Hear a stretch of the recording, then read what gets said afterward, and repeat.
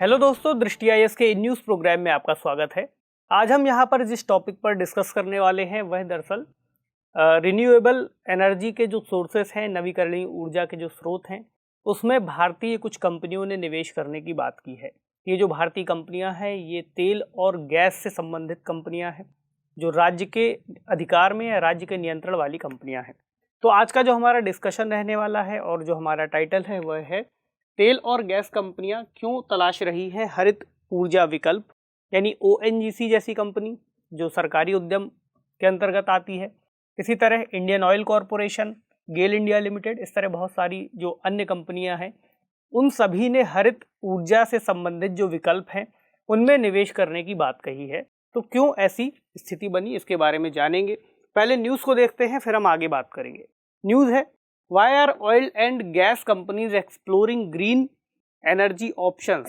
तो ऐसी क्या वजह आ गई कि ये सभी कंपनियां जो कि गैस और तेल जैसे भंडारण क्षेत्रों में काम करती हैं उनको निकालती हैं, एक्सप्लोर करती हैं, उनके रिजर्व को ढूंढती हैं, वे कंपनियां जो है इस समय नवीकरणीय ऊर्जा स्रोतों में अगर निवेश करेंगी तो ऐसा क्या हुआ है। ठीक है, यह जो टॉपिक है यह प्रीलिम्स के साथ साथ मेंस के पॉइंट ऑफ व्यू से भी बहुत इंपॉर्टेंट है। मेंस में जीएस पेपर 3 को सीधे सीधे कवर करता है, तो इस आधार पर इसको आप ध्यान रखिएगा। जो आज इस टॉपिक को लेकर हमारे डिस्कशन के जो बिंदु रहेंगे, यानी जिस पर हम बात करेंगे, न्यूज़ को थोड़ा सा और देखेंगे, कौन कौन सी कंपनियां हैं, उन्होंने क्या बातें कही हैं, नवीकरणीय ऊर्जा क्या है और कौन कौन से साधन होते हैं नवीकरणीय ऊर्जा से संबंधित, इसको जानेंगे। नवीकरणीय ऊर्जा में निवेश क्यों किया जाना चाहिए, क्यों आवश्यकता पड़ गई हमको, इसका प्रभाव क्या पड़ेगा इस निवेश का हमारे एनवायरनमेंट में या फिर अन्य सभी चीज़ों में, इससे जुड़ी जो चैलेंजेस हैं वे क्या हैं, इसमें आगे क्या किया जा सकता है, और एक सवाल रहेगा जो मेंस के स्तर पर आप सॉल्व करेंगे। तो न्यूज़ की बात करते हैं पहले। तो ओएनजीसी यानी oil and natural gas corporation ने 2040 तक 10 गीगावाट नवीकरणीय ऊर्जा क्षमता प्राप्त करने का लक्ष्य रखा है और इसके लिए ये स्वच्छ ऊर्जा संसाधनों पर निवेश भी करने की बात कर रहे हैं।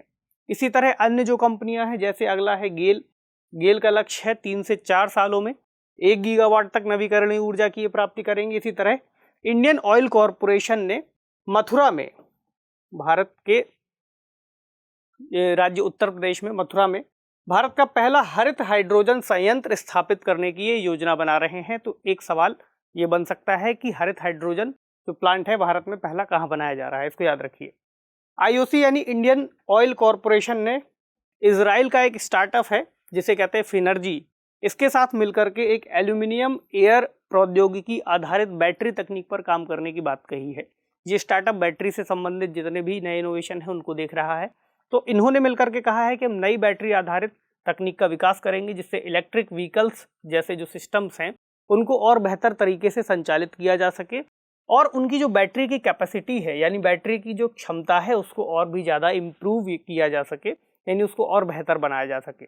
अभी के समय समस्या यही है कि उनकी जो एक लंबे समय तक चलने की जो ड्यूरेशन है, कितने किलोमीटर तक चलेंगे, उसकी एक समस्या देखने को मिलती है कि उनकी रेंज ज़्यादा नहीं है।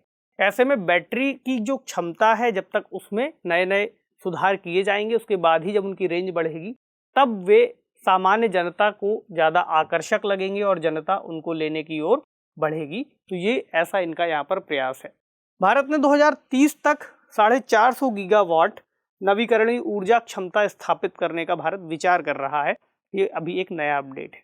तो ये इस न्यूज़ से जुड़ा मामला हुआ। हम बात कर रहे थे नवीकरणीय ऊर्जा संसाधनों के बारे में। तो क्या होते हैं ये संसाधन? नवीकरणीय है यानी रिन्यूएबल एनर्जी सोर्सेस, और नॉन रिन्यूएबल एनर्जी सोर्सेस यानी गैर नवीकरणीय ऊर्जा संसाधन। हालांकि आप सब पहले से ही जानते हैं, लेकिन हम फिर भी एक बार बात कर लेते हैं। नवीकरणीय ऊर्जा संसाधन दरअसल वे स्रोत होते हैं जिनका सामान्य स्थितियों में कितना भी उपयोग किया जाए वे खत्म नहीं होंगे, ऐसा हम मानते हैं, और असीमित हैं लगभग। जैसे हम कहें सूर्य का प्रकाश। इसी तरह जो महासागर मौजूद है, महासागरों के अंतर्गत जो जल का बहाव है उसका उपयोग करेंगे। इसी तरह जो महासागर मौजूद है उसमें जो जल का बहाव है उसका उपयोग किया जाएगा। जो हवा मौजूद है हम हवा का उपयोग करेंगे। तो इस सभी संसाधनों का उपयोग यदि हम करते हैं तो इन्हें नवीकरणीय ऊर्जा संसाधन कहा जाता है। इसका उदाहरण क्या है? जैसे हम बायोमास एनर्जी का उपयोग करें। हालांकि बायोमास एनर्जी को लेकर के कई जो विशेषज्ञ हैं उनके बीच में अभी इस बात का लेकर मतभेद बना हुआ है कि यह क्यों इसको शामिल किया गया है नवीकरणीय ऊर्जा संसाधनों में, क्योंकि इससे हालांकि कुछ मात्रा में कार्बन उत्सर्जन होता है, लेकिन वो एक अलग डिबेट है। अभी के लिए इसको हम मान करके चलते हैं। अगला है वेव एनर्जी, यानी तरंगों के माध्यम से जो बहता हुआ जल है उसकी ऊर्जा का उपयोग करके हम टरबाइन घुमाएंगे। अगला सोलर एनर्जी, जो भरपूर मात्रा में मौजूद है और सबसे ज़्यादा इसी को उपयोग किए जाने की बात भी चल रही है। अगला वाटर एनर्जी, यानी गिरते हुए जल का उपयोग करना, जैसे बांधों में आपने देखा होगा उसको टरबाइन को घुमा करके बिजली बनाना।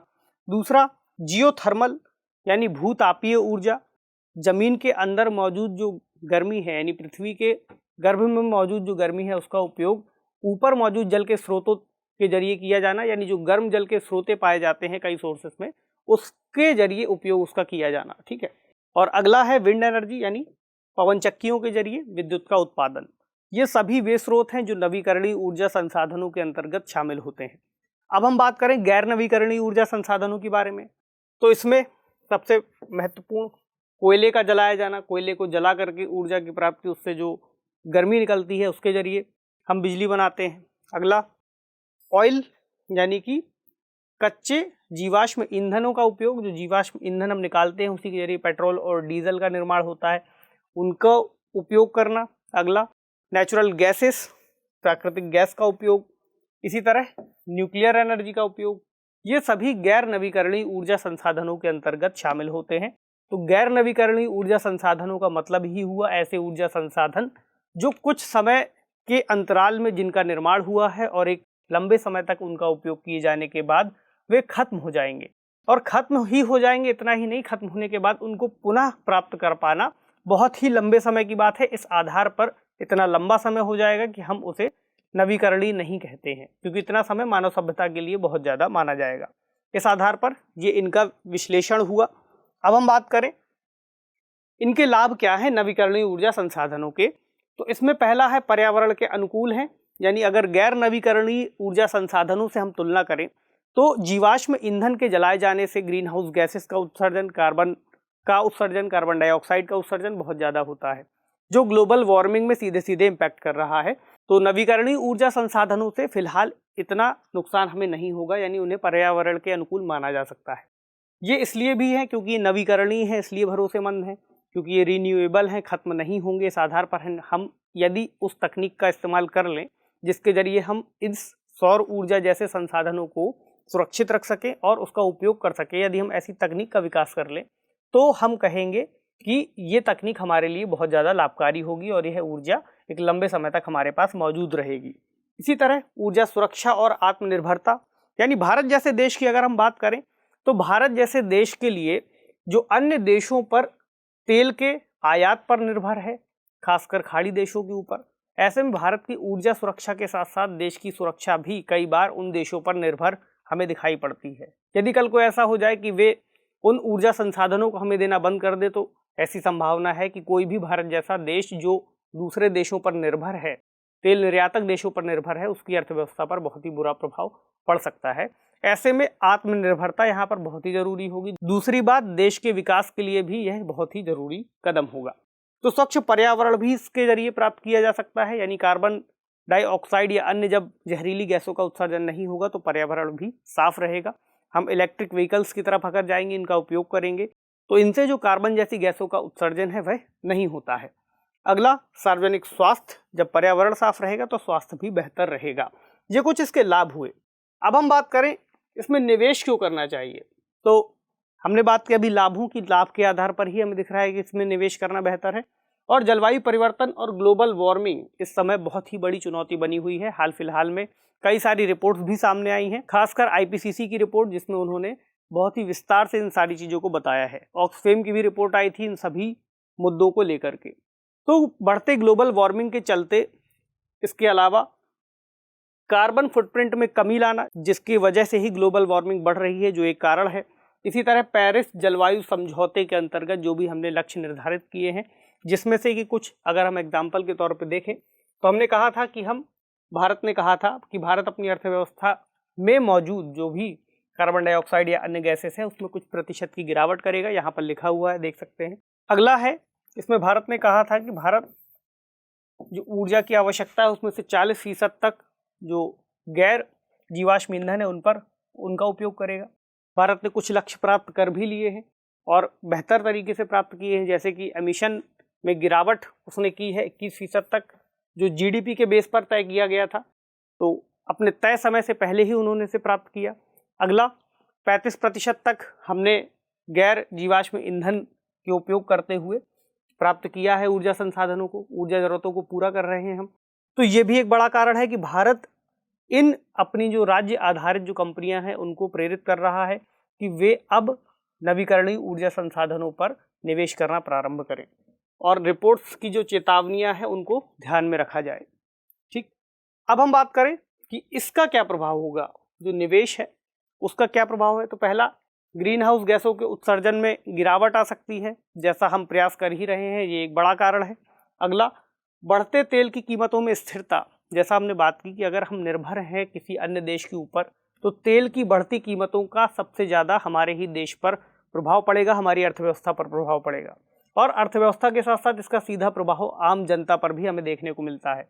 तो ऐसे में एक संभावना है कि तेल की जो कीमतें 80 से 90, 90 से 100 आगे भी जा सकती हैं, तो उसमें कुछ गिरावट आ सकती है। यानी जब हमारे पास अन्य वैकल्पिक स्रोत होंगे ऊर्जा के, तो हम इन स्रोतों की जो डिमांड है उसमें गिरावट लाएंगे और डिमांड में यानी मांग में गिरावट करने से, अन्य स्रोतों का उपयोग करने से इसमें अपने आप कमी आ जाएगी।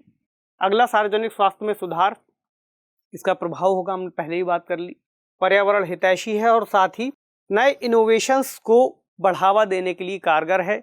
यानी जब किसी तकनीक की मांग हमारे देश में उठेगी, उसी के आधार पर नए नए इनोवेशन भी होंगे। जैसा हमने अभी बात की कि नई बैटरी लगाया जाना बहुत महत्वपूर्ण है और बैटरी का मतलब है कि बैटरी की कैपेसिटी जितनी ज़्यादा होगी उतना ही हम परिवहन के क्षेत्र में इलेक्ट्रिक व्हीकल्स को, यानी जो बिजली से चलने वाले वाहन हैं उनका उपयोग कर पाएंगे, उनको बढ़ावा दे पाएंगे और वे बहुत ज़्यादा भरोसेमंद भी तभी होंगे जब वे एक लंबी रेंज कवर करेंगे। तो इस पर कार्य किया जा रहा है। अब अगर हम बात करें चैलेंजेस क्या है इस वक्त देश के सामने, तो सबसे बड़ा चैलेंज है कार्बन उत्सर्जन को लेकर के कि हम कोयले का उपयोग करते हैं, कोयले पर बहुत ज़्यादा निर्भर हैं और जो नवीकरणीय ऊर्जा संसाधनों से संबंधित जो तकनीक है वह बहुत महंगी है। इसी तरह निरंतर बिजली की आपूर्ति किया जाना इस वक्त के लिए इसके सामने एक चुनौती है। यानी इतने बड़े देश के लिए हम केवल इस स्रोत पर निर्भर नहीं रह पाएंगे, वर्तमान स्थिति की बात करें तो, कि हम पूरे देश के स्तर पर बिजली की आपूर्ति केवल नवीकरणीय ऊर्जा स्रोतों के आधार पर कर सकें। ऐसे में अभी इस तकनीक के विकास में समय लगेगा। अगला, मुख्य ग्रिड के साथ इसका एकीकरण, यानी अगर हम कहें कि हम अलग अलग जगहों पर सोलर प्लेट्स लगा करके या टरबाइन लगा करके बिजली बनाएंगे, तो उस बिजली को एक स्थान से दूसरे स्थान तक ले जाने में, खासकर देश की मुख्य ग्रिड तक जोड़ने में काफ़ी ज़्यादा वो महंगा कार्य हो जाता है और इतनी ज़्यादा दूरी के साथ साथ बिजली की अनावश्यक बर्बादी भी होती है। तो ये एक बड़ा चैलेंज है उसको मुख्य ग्रिड से जोड़ने का। इसके अलावा इसमें ज़्यादा पूंजी और ज़मीन की भी मांग है कि हमें वो सभी क्षेत्र चाहिए। खासकर अगर हम विंड एनर्जी की बात करें, यानी पवन ऊर्जा की, तो उसके लिए टरबाइंस लगाना होता है। टरबाइंस के लिए हमें तटीय क्षेत्रों में उसका उपयोग किया जाता है। ऐसी बहुत सारी खुली जगह चाहिए हमें जहाँ पर हम टरबाइन लगा सके। सोलर की जो प्लेट्स हैं उनको लगाने के लिए भी हमें खुली जगह चाहिए जहाँ पर सूर्य की उनको पर्याप्त रोशनी मिल सके। तो इस तरह की जो भी समस्याएं हैं हमें उनको एड्रेस करना होगा। साथ ही जैव विविधता से संबंधित भी कुछ चुनौतियां यहाँ पर बनी हुई हैं, खासकर बड़े बांधों को लेकर के। जब हम बड़े स्तर पर बांध बनाते हैं तो जलीय जीव, साथ ही आसपास के जो लोग हैं वे उससे बहुत ज़्यादा प्रभावित होते हैं। तो ये कुछ चैलेंजेस हैं इसको लेकर के। क्या किया जा सकता है? तो सबसे पहले हमें अनुसंधान और विकास यानी रिसर्च एंड डेवलपमेंट पर ध्यान देना होगा। इस पर एक बड़े निवेश किए जाने की ज़रूरत है। कोयले के उपयोग में गिरावट लाई जाए ताकि कार्बन डाइऑक्साइड और अन्य गैसेस के उत्सर्जन में कमी आए। ये एक समय की इस वक्त बड़ी मांग है। तभी हम पेरिस जलवायु समझौते के अंतर्गत तय किए गए या अन्य समझौतों के तहत तय किए गए लक्ष्यों को पूरा कर पाएंगे। स्टार्टअप्स को प्रोत्साहन देना, जो ऐसे स्टार्टअप्स हैं जो इस क्षेत्र में कार्य कर रहे हैं। हालांकि सरकार ने इस वक्त जो सरकारी कंपनियां हैं, PSUs हैं, उनकी तरफ ध्यान दिया है। प्राइवेट सेक्टर्स भी जो इस क्षेत्र में अच्छा काम कर रहे हैं उनको बढ़ावा दिया जाए और नए स्टार्टअप्स लग सके उसके लिए भी सरकार कुछ अन्य तरह की सुविधाएं या रियायतें दे सकती है। निवेश को बढ़ाना होगा, भूमि की उपलब्धता कहाँ कहाँ हो सकती है, किस भूमि का हम उपयोग कर सकते हैं, उसको डिसाइड करना होगा, उसको तय करना होगा और सरकार चिन्हित करे उस भूमि का उपयोग। नहीं तो सरकार ने अन्य भी तरह की कुछ कई योजनाएं शुरू की थी, जिसमें अपने घर की छतों पर सरकार ने कहा था कि आप रूफटॉप स्कीम उसे बोलते हैं कि आप लगाइए सोलर प्लेट्स वगैरह, और अंतर्राष्ट्रीय समझौतों का पालन किया जाए ठीक तरीके से। तो कुछ योजनाओं की अगर हम बात करें, सरकार ने क्या क्या किया था, क्या अभी तक हमारे अचीवमेंट्स हैं, उनकी अगर हम देखें तो भारत इस वक्त 5वें नंबर पर है जिसने ओवरऑल रिन्यूएबल यानी नवीकरणीय ऊर्जा संसाधनों को लगाया हुआ है। इसी तरह जो सोलर पार्क स्कीम है वह 20 गीगावाट से 40 गीगावाट के लगभग पहुंच रही है, लगभग डबल हो गई है। और सोलर कैपेसिटी जो हमारी है वह बढ़ी है पिछले 7 सालों में, यानी लगभग 2.5 गीगावाट से 2.6 गीगावाट से बढ़कर 42 गीगावाट से ज़्यादा पहुंच गई है। इसी तरह जो नवीकरणीय ऊर्जा संसाधनों से संबंधित जो हमारा शेयर है, यानी जितनी उनकी उपलब्धता है, वह 25% से ज़्यादा हो गई है टोटल इंस्टॉल्ड, यानी अब तक टोटल जितनी भी कैपेसिटी हमारे पास, जितनी भी क्षमता अभी तक मौजूद है उसके आधार पर। और इसमें जो रिन्यूएबल एनर्जी की क्षमता है वह पिछले 5 सालों में 226% तक, यानी यह क्षमता टोटल 2 गुने से ज़्यादा तक बढ़ी है, यानी 226% तक बढ़ी है। एक दो योजनाओं की हम बात करें, पीएम कुसुम योजना यानी प्रधानमंत्री किसान ऊर्जा सुरक्षा उत्थान एवं महाअभियान, दूसरी है नेशनल हाइड्रोजन मिशन। इन दो को मैंने खास तौर पर हाईलाइट किया है क्योंकि ये दो योजनाएं, जो सोलर प्लांट है और दूसरा नवीकरणीय ऊर्जा है, उससे संबंधित इस वक्त वर्तमान में मौजूद है। इसके अलावा अन्य भी बहुत सारी योजनाएं हैं, जैसे पीएलआई स्कीम,